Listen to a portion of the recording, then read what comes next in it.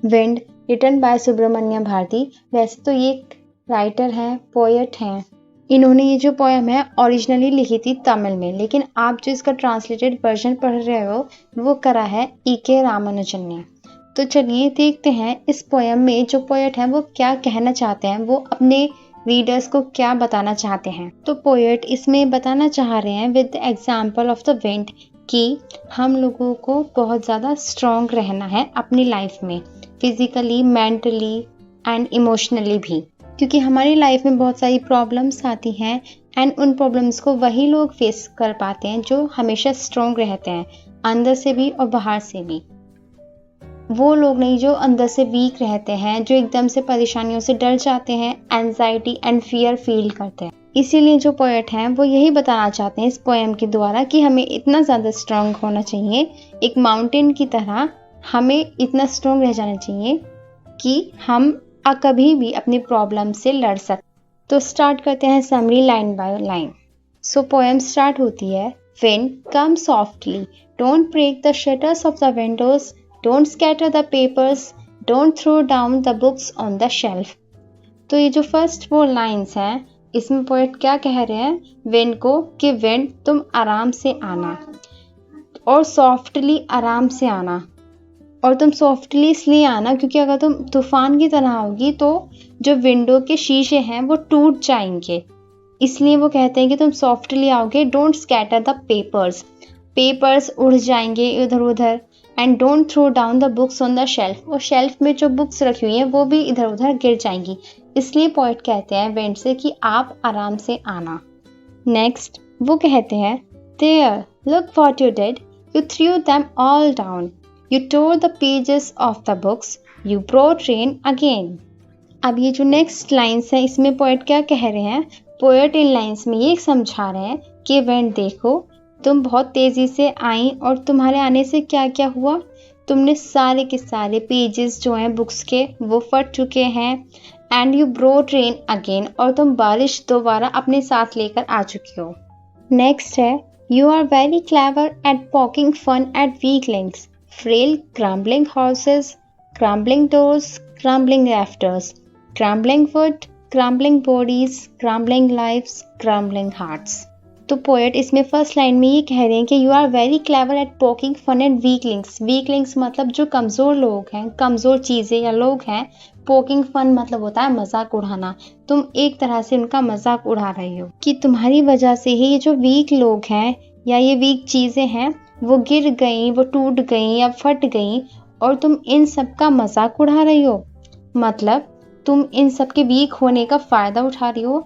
सो poet यही कहना चाहते हैं कि आप कितनी ज़्यादा क्लेवर हो। विंड से पोएट ये कह रहे हैं। तो पोएट इसमें ये समझाना चाह रहे हैं कि लाइफ में कितनी सारी प्रॉब्लम्स आते हैं, लेकिन जो लोग स्ट्रोंग रहते हैं वही लोग उन प्रॉब्लम से लड़ पाते हैं और उनको फेस कर पाते हैं ब्रेवली, स्ट्रांगली।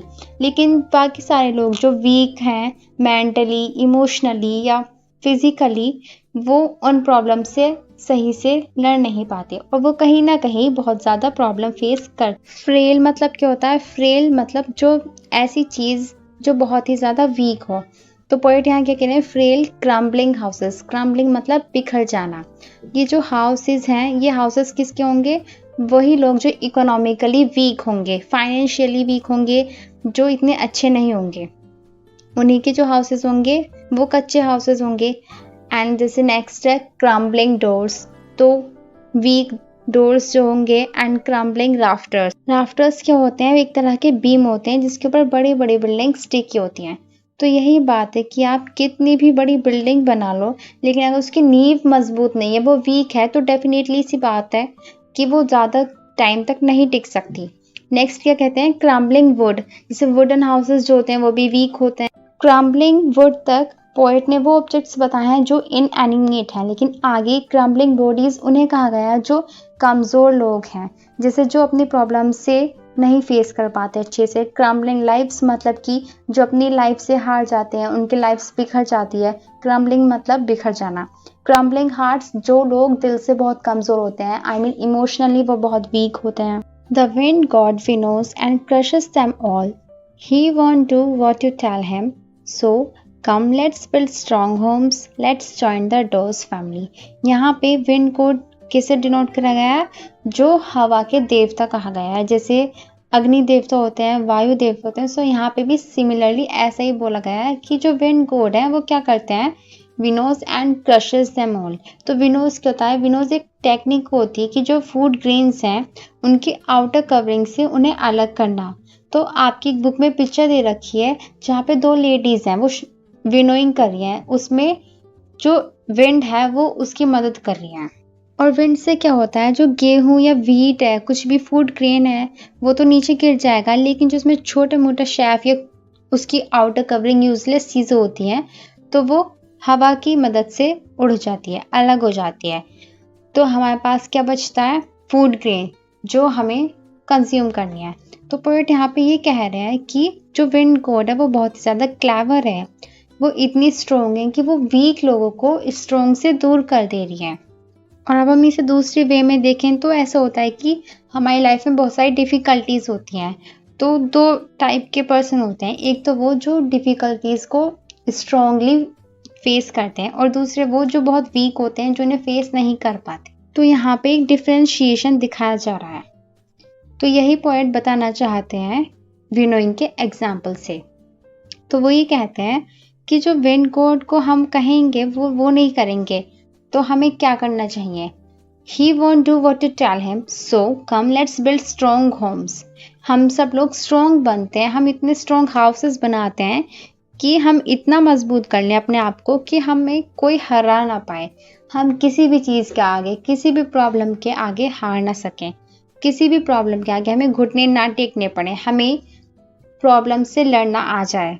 तो हमें अपने आप को फिजिकली, मेंटली, इमोशनली, सोशली इतना स्ट्रॉन्ग बनाना है। और उसके साथ साथ हमें अपने दिल को भी स्ट्रॉन्ग बनाना है। नेक्स्ट है make the heart steadfast, do this and the wind will be friends with us. The wind blows out weak fires, he makes strong fires roar and flourish. अब पोएट समझाना चाहते हैं कि अपने दिल को भी इतना मजबूत बनाओ and do this and the wind will be friends with us. For example हम देखते हैं कि जैसे कोई छोटी सी चीज़ है, कोई पौधा है, हमने उसे बाहर रखा और वो इतना वीक है कि अगर विंड आएगी तो वो टूट जाएगा, नीचे गिर जाएगा, तो वो वीक हुआ। लेकिन अगर हम फॉरेस्ट की बात करें तो वो जो ट्रीज़ हैं वो बहुत स्ट्रोंग हैं, वो मजबूत हैं, तो कितना भी आंधी तूफान आ जाए वो वहाँ पे आसानी से टिक पाएंगे। सिमिलरली पोएट हमें यहाँ पे यही समझाना चाहते हैं कि do this and the wind will be friends with us, कि जो विंड है वो तुम्हारी फ्रेंड बन जाएगी। The wind blows out weak fires, तो ये जो विंड है वो वीकर को वीक बना देगी और जो स्ट्रॉन्ग है उसे वो स्ट्रॉन्गर बना देगी। अब उसी तरह आप जितने स्ट्रॉन्ग हो तो आप उतने ही आसानी से प्रॉब्लम्स को फेस कर पाओगे, और अगर आप वीक हो, आप उन्हें नहीं फेस कर पा रहे हो, तो आप और ज़्यादा वीक बन जाओगे। तो पोएट फिर बाद में कहते हैं His friendship is good, we praise him every day. इसका मतलब है कि विंड से दोस्ती करना अच्छा है। क्यों? क्योंकि उनकी वजह से हम और ज़्यादा स्ट्रॉन्ग होते हैं। एंड जब भी हमें देखते हैं कि कोई भी हमें क्रिटिसाइज़ कर रहा है, कोई भी हमें जज कर रहा है, तो अगर हमें पता है हम इतने स्ट्रॉन्ग हैं तो हमें बुरा नहीं लगेगा। एंड अगर कोई हमें चैलेंज कर देता है, कोई भी हमारे सामने कोई चैलेंज रख देता है, तो हमारे मन में आ जाता है कि अब हमें ये करके ही दिखाना है, बिकॉज यही चीज़ें हमें अंदर से मोटिवेट करती हैं। एट द एंड पोएट हमें ये समझाना चाह रहे हैं कि हमें किसी भी प्रॉब्लम्स को, किसी भी चैलेंज को पॉजिटिवली फेस करना चाहिए और उससे लड़ना आना चाहिए।